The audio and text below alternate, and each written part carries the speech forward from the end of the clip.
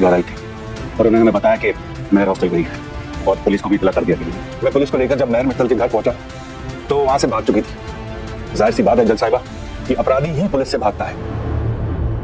वो मायरा से शादी तुड़वाने का बदला लेने हॉस्टल गई थी। महर ने तुझे मैम अभीरा को जान से मारने की कोशिश की थी। ये बेचारी हॉस्पिटल में थी इसलिए अरमान ने उससे शादी तोड़ दी। मुझे तो वो स्टार्टिंग से अजीब लगती थी। मैं तो शादी तोड़ने से खुश थी। फिर मैंने मायरा को मुक्ति के लिए हॉस्टल जाते हुए देखा। वो उसे महर से प्रोटेक्ट करने के लिए जा रही थी। तो फिर तो ऐसा हो ही नहीं सकता ना कि उसने महर को खुद वहां बुलाया हो। पहले महरा चाहती थी कि अरमान महर से शादी कर ले। महर को एंगर इश्यूज थे। इसका असली चेहरा सिर्फ उसके घर के और ऑफिस के स्टाफ ने देखा था। हमें पता चला कि मायरू ने अबीरा भाभी के फोन में कोई वीडियो देखा था और वो देख के उसने अरमान भैया और महर का रिश्ता तोड़ दिया था। अदालत इस नतीजे पे पहुंची है कि अरमान अंदर पहुंच चुका है। ओह माय गॉड, अब मायरू बेबी का केस और स्ट्रांग होगा। जरूर होगा। अरमान जिस काम के लिए गया था बस वो हो गया। वो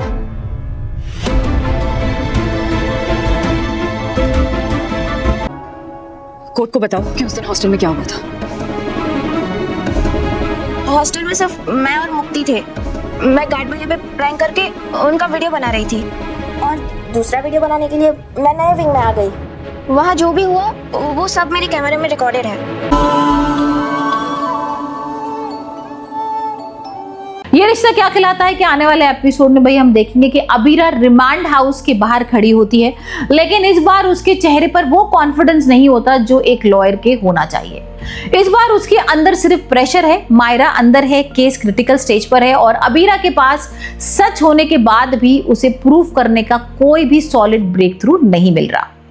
अब यहाँ पर केस एकदम से पलट गया है। हर पासिंग मोमेंट के साथ अबीरा को लगने लगता है कि कहीं वो मायरा को फेल तो नहीं कर रही। ये सिर्फ लीगल प्रेशर नहीं, इमोशनल कोलैप्स की शुरुआत भी है और यहाँ पर भाई बहुत ज्यादा मुक्ति उसे संभालने की कोशिश करती है। अब यहाँ पर मुक्ति याद दिलाती है कि अबीरा अगर वीक पड़ गई तो मायरा और यहाँ पर बहुत ज्यादा उसकी हालत खराब हो जाएगी।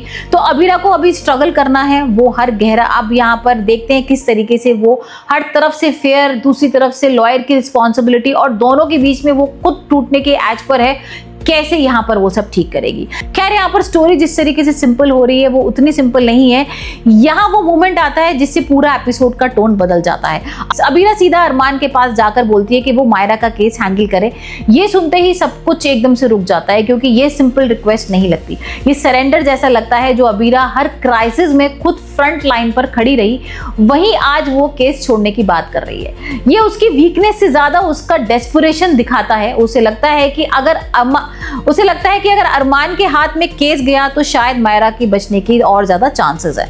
यहाँ पर अरमान ये सुनकर ना एकदम से शॉक हो जाता है और उसके लिए ये सिर्फ प्रोफेशनल मैटर नहीं, पर्सनल अर्थक्वेक जैसा मूवमेंट हो जाता है। भाई यहाँ अबीरा को ये डिसीजन लेने में ना बहुत ज़्यादा प्रेशर लगा होगा क्योंकि वो इसको तो सोच ही नहीं सकती। वो तो बहुत खुश थी जब यहाँ पर वो मायरा का केस लड़ने जा रही थी, लेकिन जिस तरीके से कॉम्प्लिकेटेड चीज़ें हो गई हैं, कावेरी के कॉन्वर्जेशंस भी सुने हैं और यहाँ पर स्टोरी में कुछ और नई टेंशंस भी ऐड हो रही हैं, तो ऐसा लग रहा है कि कुछ और ज़्यादा बड़ा होने वाला है। इसी बीच में यहाँ पर पोद्दार हाउस में अक्षय तृतीया की सेलिब्रेशन का एटमॉस्फेयर भी चल रहा है।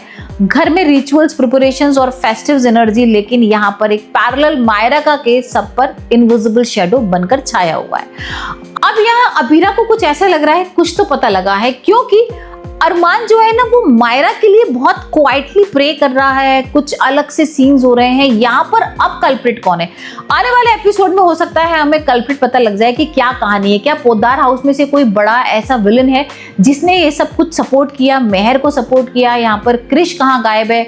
ये अबीरा का जो इमोशनल ब्रेकडाउन है इसी बीच में मतलब एक अलग ही कहानी होकर आ गई है। और अब देखते हैं अबीरा यहाँ पर किस तरीके से खड़ी होती है और मायरा को भाई इन सब चीजों से दूर लेकर जाती है, क्योंकि अबीरा को यहाँ लग रहा है कि किसी तरीके से रिमांड मिल जाए मायरा को और वो लीगल फाइट भी कर रही है, लेकिन अब अरमान से करा रही है। और अरमान क्या छुपा रहा है और क्या विद्या छुपा रही है ये देखते हैं आने वाले एपिसोड में, क्योंकि विद्या के पास हो सकता है कुछ ऐसा क्लू हो जो यहाँ पर किसी को नहीं पता हो और यहाँ पर विद्या को ही एक्सपोज किया जाए, क्योंकि कोई तो है जो यहाँ सब कहानी को जानता है। कोई ट्विस्ट है, कुछ तो ऐसा रिवील नहीं हुआ है अभी तक जो यहाँ अबीरा को नहीं समझ में आ रहा है। अबीरा को डाउट तो है, कुछ शॉकिंग लग रहा है उसको, कावेरी की बातों से थोड़ा सा अजीब सा लग रहा है। कावेरी की बातें, एक्चुअली कावेरी बातें भी सुन लेती है, तो यहाँ पर हो सकता है कि पोद्दार हाउस में कोई तो ऐसा है जो मायरा को अच्छी तरीके से जानबूझ के फंसाने की कोशिश कर रहा है और अबीरा को उसने यहाँ पर ये सारी चीजों के लिए इमोशनली परेशान करने के लिए ये सारी चीजें की हो। वैसे कहीं ना कहीं मेहर भी